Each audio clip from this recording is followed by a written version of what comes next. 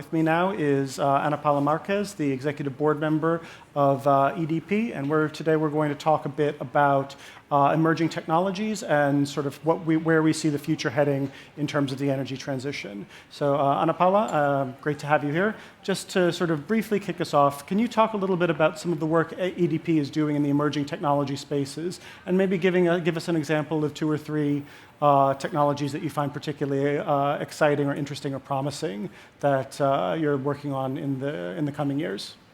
Well, good afternoon to you all. I think that we are at a certain path of the energy transition where the collective plans that we are doing between all the companies within the ecosystem and with the other players, it's incredibly important because the challenge that we have ahead is tremendous.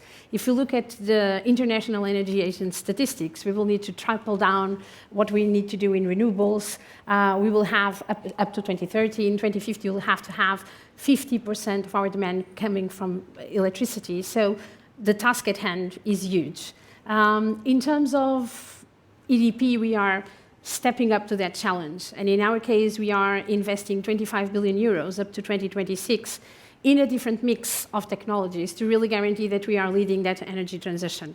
Currently, from our portfolio, we come from 2 decades ago where only 20% of our energy came from green sources, and we are really committing to be 100% green by 2030 and net zero by 2040. And so currently, we are already last year, up to 85% of our energy already being from green sources. So we are investing in a different set of technologies, mainly in renewables, but also on grids.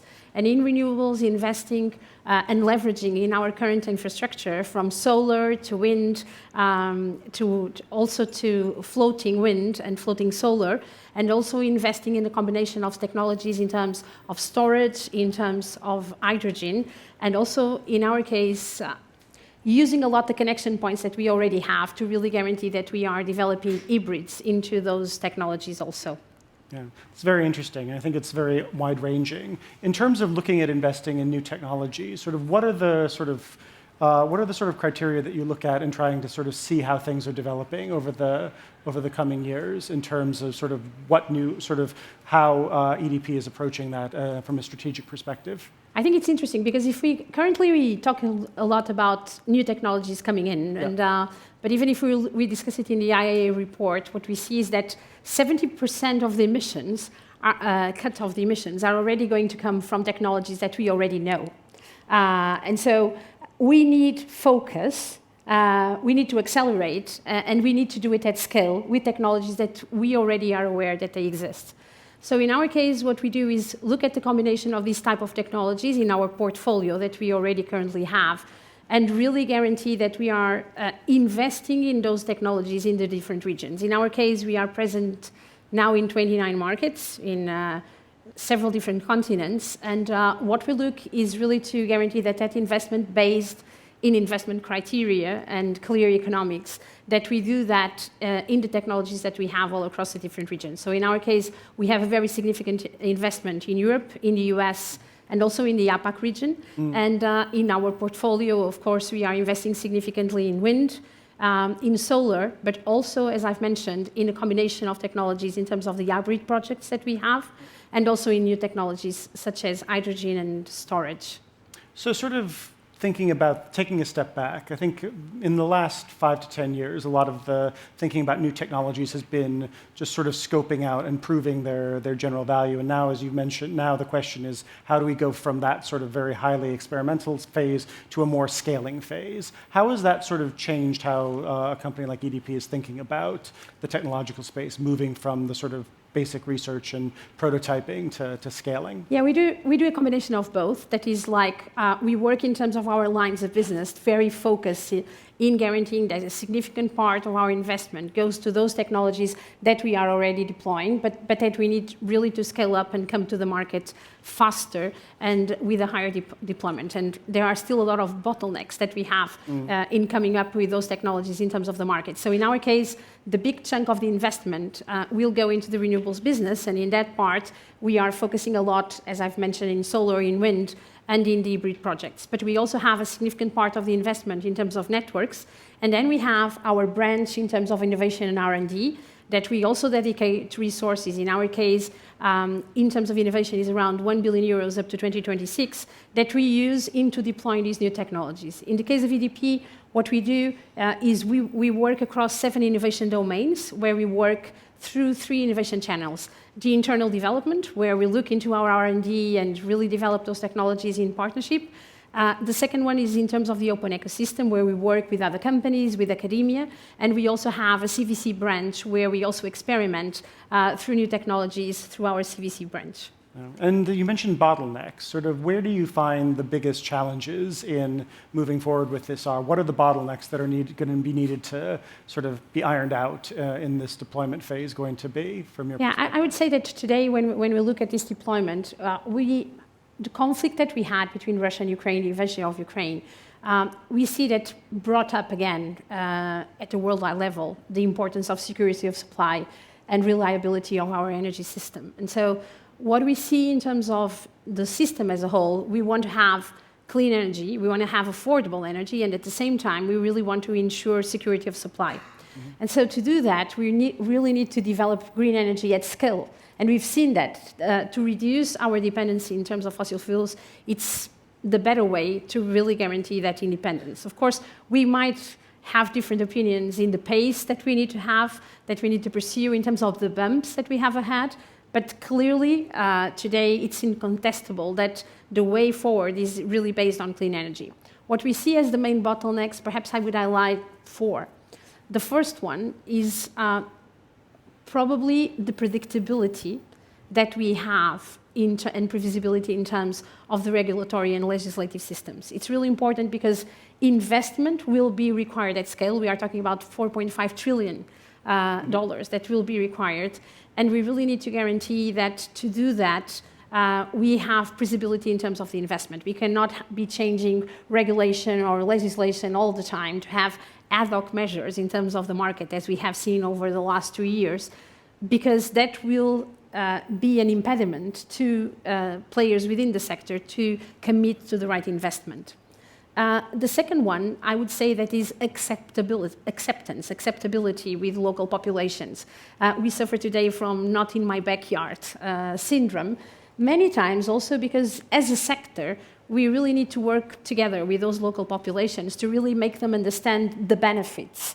Because we want to have clean, accessible, and a secure system, but we don't want wind, we don't want solar, and we don't want fossil fuels. So we really need to work with the populations. We have examples in the case of EDP, for instance, where we have a project in terms of the largest project of solar PV, a solar hybrid, in terms of dam reservoir in Europe. And we have seen that in the first phase of the project, we were already guaranteeing energy to 30% of the municipalities around it, and when the project goes up to the full scale, it will be 60%. So it was very important to work with the local communities, with the municipalities, to really explain the benefits and really make the population understand and to provide them with guarantees that you were respecting all environmental licenses and really guaranteeing biodiversity in terms of the project. So this acceptance is the second factor that we need to work with them. The third one, I would say, that has to do with permitting. That is, we've seen at an European level a lot of focus on guaranteeing that we would license up to 2 years different types of projects. What we are seeing on the ground in the different regions is 3 to 4 years. So we would be talking about cutting in half the licensing period that we have so far. And we really need to step up to that challenge collectively. And the last one, I would say, that is a combination of guaranteeing the required investment in grids. We are at the European level even talking that grid will be the new permitting to really guarantee that we take the required flexibility of the existing access points and to also guarantee that in terms of the grids, they are prepared to the new technologies and that we prioritize the projects that are most relevant in terms of leading that energy transition. I think that's a very comprehensive look at sort of where the big bottlenecks in the energy transition are. This wouldn't be a discussion on emerging technologies in 2024 if I didn't ask you a question about AI and sort of how those sort of emerging technologies are going to affect how you do business and how you think about the energy transition. Do you want to talk a bit about that? Yeah, for me, that's a very passionate topic because within the organization, apart from innovation, I also take digital and technology. And I think that those two things go hand in hand. When we look at how much we will need to progress in terms of networks, how much we need to combine the different technologies, for sure, digital and AI will be a key enabler and a key accelerator of this transition. And we, as a company, have been working across that in multiple fronts, just to give some examples. The first one is when we are doing this transition and we are thinking about upskilling and reskilling our staff, AI can be a powerful tool to do that. For instance, when we are converting our old power plants, because we have just transition projects to each one of them, and we are converting them into green hubs, the way that we reskill our staff, AI will help them a lot, because when we are talking about maintenance and consulting a lot of manuals, and people have been working like in power plants, and now they will be working in electrolyzers, it helps a lot in the type of training that we are providing to them. But we see a lot of other areas within the organization where we are using AI. In our case, what we did was to really develop an orchestrated strategy all across the company for the different platforms, for the different regions, to really guarantee that we didn't have like a lot of unguided missiles of everyone trying to experiment the technology without having that overarching strategy. So we've seen different areas where we can develop. We have had already over 300 cases that we are piloting and scaling up. And we see, for instance, examples of the impact that it can have in terms of reducing the demand, of making the system more intelligent, on providing solutions to end users that can stimulate demand. We see a lot in terms of forecasting, how we are managing the primary resources of wind, of solar, of hydro, and making more sophisticated models that help us prevent losses and to really guarantee that we are using correctly those resources. We see it a lot also in terms everything that has to do with predictive maintenance and everything that we are doing in the different technologies, and a lot of use cases being done on that. And also, for example, in situations that we have in terms of the trading models, where we can see that there is, even in trading models, when we see opportunities to increase 2, 3, 5%, in terms of the revenues that we have in the trading models, it's very significant, and we see AI generative models helping a lot on that. And also, in many cases that we have on the ground, just one example being all the algorithms and the trainings that we have been doing in terms of the intervention of deforesting in terms of our high voltage line, in terms of voltage lines. Because when we do those interventions, clearly now in terms of our models, we are able to predict how vegetation is growing, and we reduce the level of interventions, and we are also able to focus more on health and safety, because less interventions, it's also a way for us to prevent accidents from occurring. Absolutely. We have about a little bit more than a minute left, so I want to try and get a few questions in. Anybody has a question, please raise their hand. Just the gentleman there. There's a microphone coming, just very quickly. Thank you very much. You've talked about the overarching technologies like solar, for example. But what about the enabling technologies behind that? You touched on AI.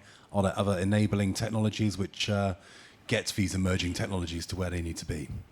I would say, for instance, for us, one example being everything that we did for having a multi-cloud strategy and moving, we are already with 85% of our applications in terms of the cloud, was a key step. And as you can imagine, it offers a lot of resistance within the organizations in the beginning, because people feel that it's not so safe.